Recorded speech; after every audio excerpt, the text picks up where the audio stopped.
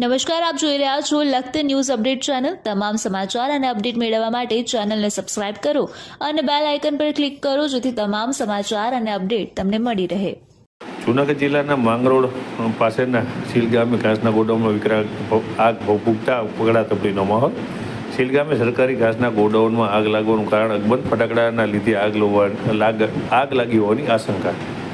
માંગરોળ તાલુકા મથક પાસે આવેલ શીલ ગામમાં ઘાસ સંગ્રહ કરવાનું ગોડાઉન આવેલ છે। સૂત્રો પાસેથી મળતી માહિતી મુજબ ઘાસ સંગ્રહ કરવાનું ગોડાઉન સરકારી હસ્તકનું છે। આગ લાગ્યાની જાણ થતાં આગને બુઝાવવા માટે માંગરોળ તેમજ કેશોદ ફાયર બ્રિગેડને જાણ કરવામાં આવતા ફાયર ફાઇટર પાણી ભરેલ ટેન્કર લઈ ઘટનાસ્થળે પહોંચ્યા હતા। ફાયર ફાઇટરો દ્વારા પાણીનો મારો ચલાવી આગ બુઝાવવાનો પ્રયાસ હાથ ધરવામાં આવતા ફાયર ફાઇટરની મદદમાં ગામ લોકો પણ આવી પહોંચ્યા હતા। આગ બુઝાવવા માટે થઈ અને કામે લાગી ગયા હતા। સરકારી ગોડાઉનમાં આગ ફટાકડાના કારણે લાગી હોવાનું અનુમાન લગાવવામાં આવી રહ્યું છે। પોલીસને ઘટનાની જાણ થતાં પોલીસ પણ શીલ ગામે સરકારી ગોડાઉન પાસે પહોંચી ગઈ હતી અને આગ બુઝાવવાના કામે લાગી ગઈ હતી। સાથે આગ શેના કારણે લાગી તે પોલીસ તપાસ શરૂ કરવામાં આવી હતી।